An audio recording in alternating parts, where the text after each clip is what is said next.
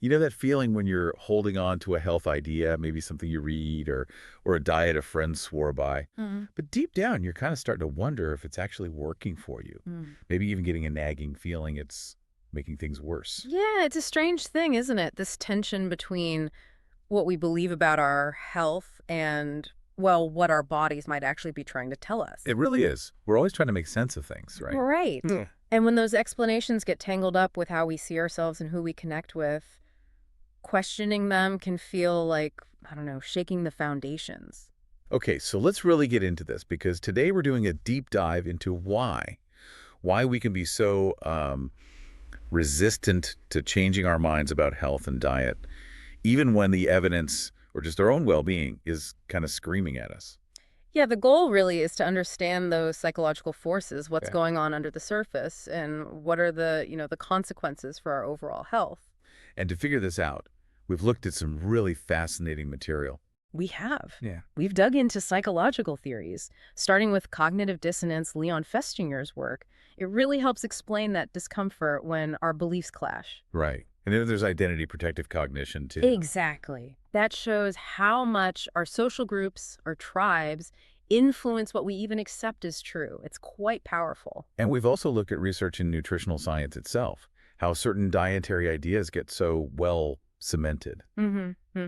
And even the really concerning side, like orthorexia, where, focusing on healthy eating actually becomes an unhealthy obsession. Yeah.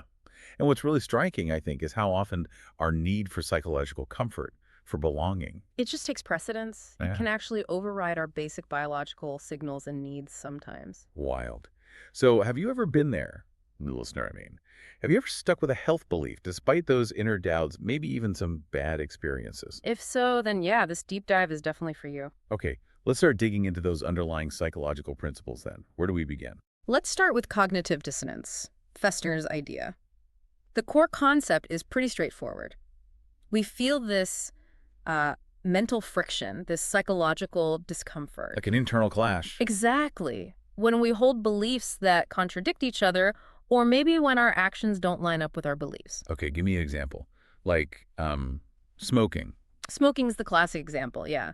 Someone knows it's bad for their health, that's belief one, but they keep smoking, that's the conflicting action. Creates a real internal battle, right? Absolutely. And the brain doesn't like that discomfort, so it tries to reduce the friction. People use different strategies. Like, I guess to move that out. Well, they might rationalize. Smoking helps me relax, or it's not that bad, or maybe I'll quit next year. Ah, okay. Finding ways to make the conflicting ideas feel less jarring. Precisely. Or sometimes people might subtly shift one of their beliefs so it aligns better with what they're doing. Hmm.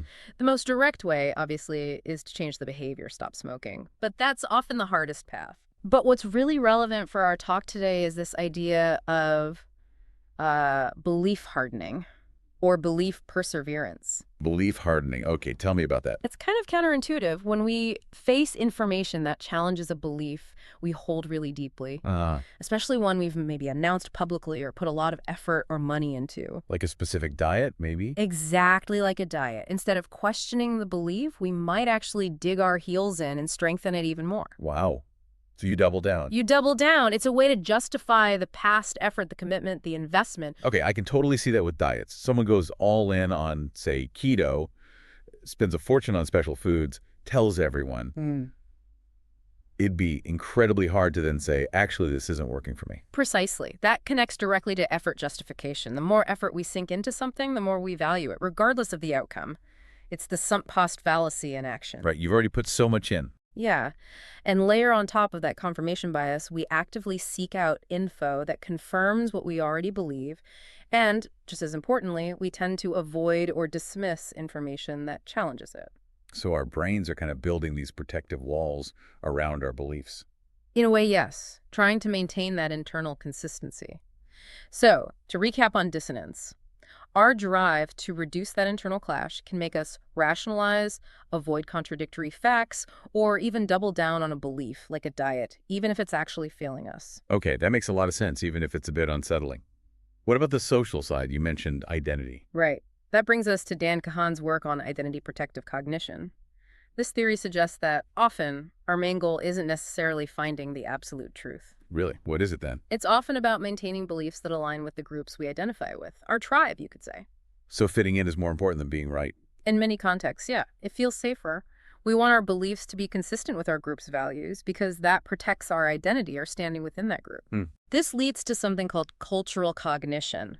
Our broader worldview, our cultural, maybe political leanings, shapes how we interpret information, even scientific data. Like the climate change debate. People's views often line up with their politics. Exactly. It's a prime example. Yeah. So the key takeaway here is that our group identity strongly influences how we filter and accept information, especially on topics tied to that identity, like certain health or diet approaches.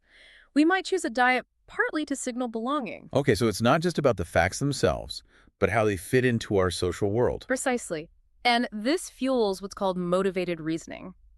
We use our thinking skills not necessarily to find the most accurate answer, but to defend the beliefs tied to our identity. Like finding reasons to support what we want to be true. You got it. The classic "they saw a game" study showed this perfectly. Fans of opposing teams literally saw the same football game differently based on who they supported. That's wild. And you said earlier that even being smart about science doesn't fix this. That's the really interesting part, the science comprehension paradox. Being more scientifically literate doesn't automatically make you more objective on these identity-charged issues. How can that be? Well, it seems higher literacy can actually make people better at rationalizing their group's viewpoint, better at finding flaws in opposing arguments, and better at twisting data to fit their existing beliefs. Wow. So more knowledge can just mean better weapons for defending our biases. In some cases, unfortunately, yes, especially when our sense of self or group belonging is at stake. And how does this manifest when we talk about food and diets? This is where we see dietary tribalism emerge so strongly. Think about the passionate communities around, say, veganism or carnivore diets, paleo, keto. Oh, yeah. Very distinct groups. Exactly. Each often has strong in-group bonds, shared values, sometimes pretty exclusionary views towards outsiders, and the way people defend these positions online, often very emotionally, sometimes aggressively. You see it constantly. It gets intense. That's a clear sign of identity protective cognition kicking in. People aren't just discussing nutrition, they're defending who they are. And social media pours fuel on that fire. Absolutely. The algorithms create echo chambers. They feed us more of what we already like and agree with. So you rarely even see the other side's arguments. Or if you do, you see them framed negatively. It reinforces our existing beliefs and makes it much harder for contrary information to penetrate.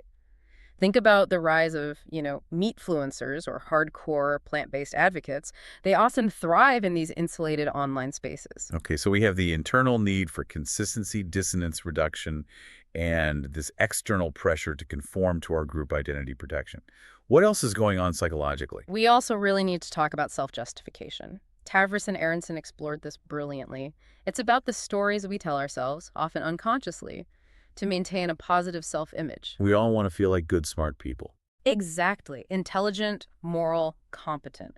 So when we do something, especially something effortful or costly, we tend to create a narrative that justifies it, that makes us look good in our own eyes. So after we make a choice, we work backwards to convince ourselves it was the right one. Pretty much. They talk about the pyramid of choice. You make a small initial decision, maybe trying a slightly restrictive diet. Then, to justify that initial step, you take another, maybe slightly bigger step. Each step requires more justification, leading you further down a path. Before you know it, you're heavily committed to something that might have started small, making it really hard to turn back without admitting those earlier choices might have been, mistaken. It's like building this whole structure of justifications around our actions. Precisely. And our memory helps us out here, too. Tavris and Aronson call memory a self-enhancing historian. A self-enhancing historian. What does that mean? It means our memories aren't perfect recordings. They get subtly reshaped over time to align with our current beliefs and self-image. So someone on a really strict diet might actually misremember how they felt before starting it, make the before seem worse than it was. Exactly. To make the after, their current state, seem like a bigger improvement, thereby justifying the diet. It's fascinating and mostly unconscious. Wow. So we're rewriting our own past to feel better now. We often are. And then there's naive realism, this deep-seated belief that we see the world objectively, just as it is. But everyone else is biased, right? That's the bias blind spot kicking in. We're great at spotting bias in others, but terrible at seeing it in ourselves. You see this constantly in heated diet debates online. Everyone thinks they have the objective truth. A perfect recipe for gridlock. It really is. And self-justification doesn't just apply to beliefs, it can extend to actions. We might justify being critical or dismissive of people who don't follow our chosen path. So all this works together to lock us into potentially harmful health ideas. Yes, especially when there's been significant investment time, money, public commitment. We rationalize negative feedback, maybe dismiss symptoms, discredit challenging information, all to avoid the psychological discomfort of admitting we might have been wrong. And feeling like we made a mistake. People hate that. Our culture is pretty mistake-phobic. Fear of looking foolish just adds another layer, fueling more self-justification and making us resistant to new information, even if it could help us. This ties directly into something like orthorexia, where dismissing malnutrition as detox is a form of self-justification. It sounds like a really powerful cocktail of psychological forces. So how does this specifically play out in our food choices and these nutritional beliefs we hold? Well, we see it clearly in the persistence of certain nutritional dogmas and in the formation of those dietary tribes we mentioned. Right. People seem to crave certainty and belonging. These tribes offer that. They absolutely do. Think about how long the anti-fat message dominated, or the narratives around avoiding all meat, even as the science evolves and becomes more nuanced. Those old ideas stick around. They have real staying power. They do, partly due to early research, maybe some industry influence, public perception, and also genuine concerns about health or the environment or animal welfare all get mixed in. But it can lead to these blanket recommendations, right? Like all red meat is bad, full stop. Exactly. When the reality is often more complex. Red meat, for example, can be very nutrient-dense and beneficial for certain people. But the dogma persists. This persistence, even when science offers a more complex picture, is a key thing to notice. And you can see cognitive dissonance there if you've avoided meat for 20 years based on that belief. It's much easier psychologically to dismiss new, conflicting research than to completely overhaul your worldview and eating habits. Makes sense. And the identity protection keeps you aligned with your tribe, right? Sharing articles, maybe sometimes misinformation, that confirms the group's stance. Precisely. But it's really important to also listen to credible voices who are challenging these rigid stances. Like Chris Kresser, perhaps.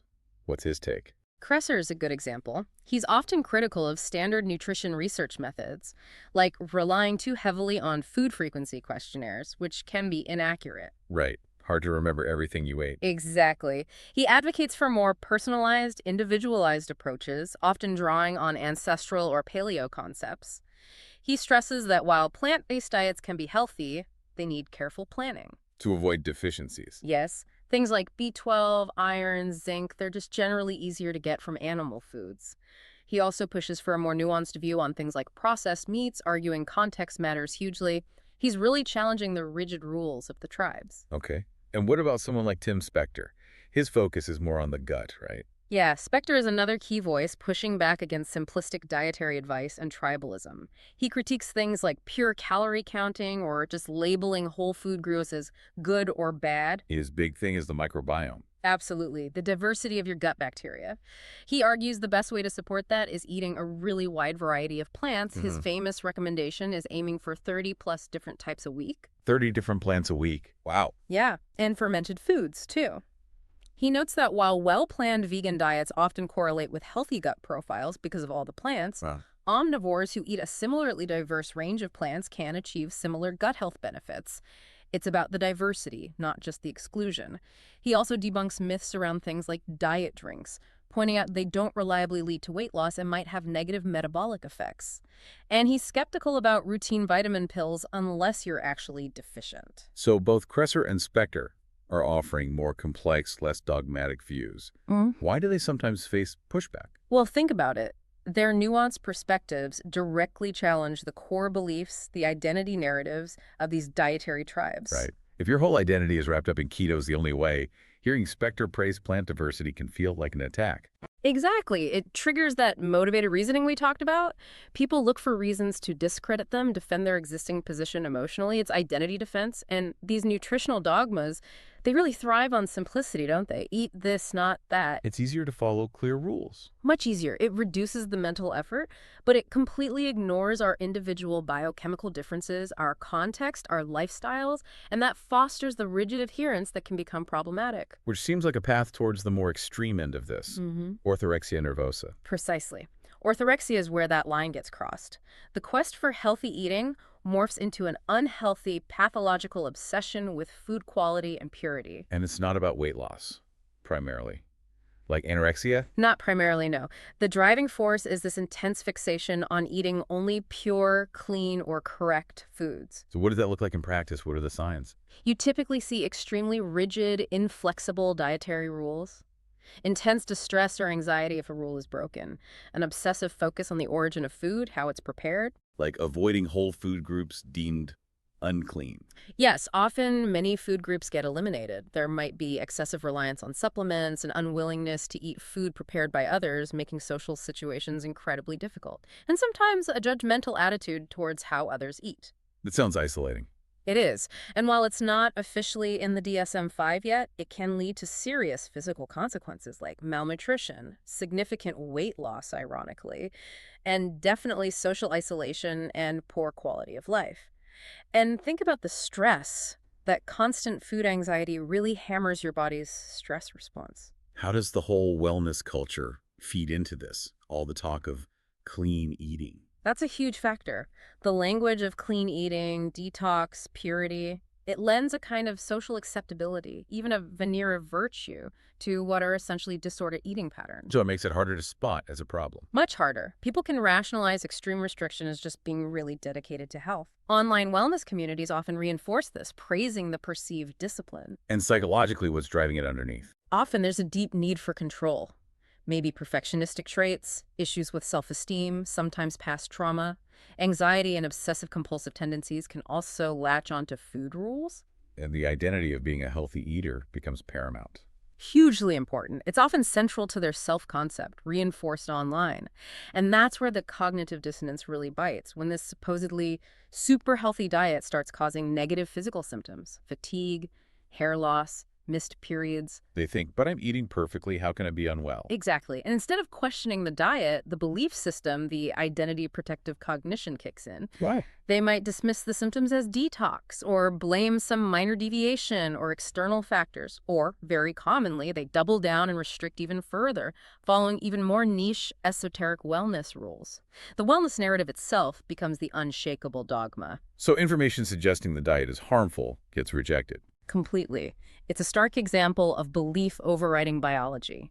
The psychological need for control, for perfection, for that pure identity trumps the body's fundamental physiological needs. The subjective feeling of virtue outweighs objective health markers. That's a really sobering picture, the mind leading the body down a harmful path. So what are the wider physiological effects of this kind of psychological rigidity? How does it actually damage our health, our internal terrain? Well, that persistent conflict, that internal battle between these strongly held beliefs and our biological reality, it creates chronic psychological stress. And that stress isn't just in our heads, it has very real physical consequences. It leads to a kind of gradual erosion of our internal terrain. A key way this happens is through messing with our stress hormones, right? Cortisol. Exactly. All that food anxiety, the constant worry about rules, the fear of impure foods, the social stress, it keeps the body in a state of chronic alert. This directly impacts the HPA axis, the hypothalamic pituitary adrenal axis. Our central stress response system. Right. And it leads to dysregulation of cortisol, our main stress hormone. This constant pressure just wears the system down. So what's cortisol supposed to do normally, and how does chronic stress mess it up? Normally, cortisol has a natural daily rhythm, peaks in the morning to wake us up, then drops during the day. It's vital for metabolism, immune function, inflammation control. But chronic stress throws that off. Completely. You might see persistently high cortisol levels all day long, or the response gets blunted, it doesn't react properly to stressors, or the whole daily rhythm gets disrupted. And that's bad news for health. Definitely. HPA axis dysfunction is linked to a whole host of problems. Increased inflammation throughout the body, a weakened immune system, metabolic issues like insulin resistance and belly fat accumulation, mood disorders like anxiety and depression, even problems with memory and thinking. Studies on anorexia, for instance, often show this HPA hyperactivity and high cortisol. And in orthorexia, you get trapped in the cycle. A vicious cycle, yes. The food anxiety ramps up stress and cortisol. Dysregulated cortisol can then trigger cravings, often for the very forbidden high-energy foods. Ah, so the stress makes you crave the stuff you're not allowed. Often, yes. And if you give in to the craving, that leads to intense guilt and shame. Which ramps up the stress again. Exactly. It just feeds itself. It's deeply ironic the intense pursuit of health through rigidity becomes a major source of chronic stress that actively undermines health. And the belief, the conviction that the diet is healthy can blind people to the biological stress it's causing. Beyond the direct stress response, what about just the sheer mental load, the constant battle? That's huge, too. The burden of chronic dissonance, this ongoing internal conflict between the diet dogma and your body's actual needs is exhausting. It leads to decision fatigue. Decision fatigue, like you just run out of willpower. Pretty much. Our ability to make good choices and exert self-control wears down after sustained mental effort. And think about rigid dieting, the constant vigilance, the monitoring, the justifying, every little choice. It's incredibly draining cognitively. And when you're that drained, what happens? You might make impulsive choices, break the diet completely. Or sometimes people react by clamping down even harder, becoming more rigid in an attempt to regain control. Either way, it depletes mental energy needed for other parts of life. And then there's a disconnect from the body itself. Yes, what we could call self-abandonment. You actively start ignoring or overriding your body's innate wisdom signals like hunger, fullness, energy levels, mood changes, even symptoms of deficiency. Because the ideology says those signals are wrong. Exactly. Cognitive dissonance and identity protection drive you to devalue that internal feedback if it contradicts the diet rules. You trust the external dogma more than your own body. This disconnect from physiological reality is fundamental to that erosion of the internal terrain. Cognitive factors are literally overriding basic metabolic adaptations. So putting it all together, the chronic stress, the mental exhaustion, ignoring your body. It creates this cumulative burden. It's not just one thing, it's the combined impact leading to systemic effects. More inflammation, weaker immunity, metabolic problems, poor gut health, increased risk of mental health issues. The whole internal environment becomes depleted, less resilient, less adaptable. It's a pretty bleak picture of how these rigid beliefs can wear us down. Yeah. Is there a way to think about how these systems might change or break down? Can people get unstuck? Yes, and Holling's adaptive cycle model from ecology actually offers a really useful lens here. It describes how complex systems, including belief systems, tend to move through cycles. Cycles like what? It outlines 4 main phases: exploitation, or growth, conservation K, release omega, and reorganization alpha. Okay, how does that apply to dietary dogmas? Well, the conservation phase, the K phase, is like the peak of rigidity. The dietary dogma is well established, identity is strongly fused with it, there's lots of accumulated knowledge and social structure within the tribe. The system is efficient in its own way, but it's become brittle. Stuck. Exactly. It can lead to a rigidity trap. You're so optimized for this one way that you lose the flexibility to adapt to new information or changing circumstances, including your own body's feedback. Okay, so what triggers a change? That's the omega phase, the release or collapse. It's often triggered by a crisis that fundamentally challenges the dogma. Maybe a serious health crisis, despite following the rules perfectly, or overwhelming new scientific evidence, or maybe key leaders in the tribe defect or change their minds. A moment of chaos and uncertainty. Yes. The old rules and certainties dissolve. It can be a very difficult, confusing time. But then comes reorganization. Hopefully, yes, the alpha phase. This is the crucial window after the old system breaks down. The components, the knowledge, the experiences, the social connections are kind of released, and there's an opportunity to recombine them in new, more flexible, more adaptive ways. It's a time for potential innovation, for creating new health narratives. So that's the point where real change is possible, moving towards something healthier. Exactly. But there's also a risk here. If that omega collapse isn't navigated well, you can fall into what Holling called a poverty trap. Poverty trap, meaning? Meaning low potential, maybe depleted health, depleted cognitive resources from the chronic stress, low connectedness, maybe isolated after leaving a rigid tribe, and low resilience overall. It really mirrors the long-term state resulting from that chronic dissonance and self-abandonment we talked about. So navigating that collapse and entering the reorganization phase is key. Absolutely critical. That alpha phase is where interventions that foster psychological flexibility help people reevaluate their beliefs and build new, more adaptable narratives about health. That's when they can be most impactful. This has been incredibly illuminating. A bit challenging, maybe, to see how our minds work sometimes, but really insightful. If there's one main takeaway for listeners, what should it be? I think the core message is that holding on to health beliefs too rigidly, especially when it's more about protecting our identity or avoiding that internal discomfort, well, it can actually cause significant harm. It can lead us to override our own biology and create chronic stress. Leading to that terrain dysfunction, as we called it, that wearing down of our overall well-being, both mental and physical. Precisely. And this is the hopeful part, it's not fixed. Cultivating psychological flexibility, becoming more self-aware, these are the keys. They help us break free from those rigid patterns and build a more resilient, adaptable internal terrain. So as we wrap up this deep dive, maybe a final thought for you, our listener. Sure. Take a moment. Is there an area in your life, maybe around health, maybe diet, where your beliefs feel a bit rigid? More rigid than truly helpful. Yeah. And just consider, what might it look like to approach that specific area with a little more flexibility, a bit more curiosity maybe. Curiosity about what your own body, your own experience is actually telling you. And it's good to remember there are tools out there that can help with this process. Absolutely. Things like learning debiasing techniques, narrative reframing, approaches like motivational interviewing or CBT, and practices that increase interoceptive awareness, your connection to internal body signals. These can all be incredibly valuable allies in developing that crucial flexibility.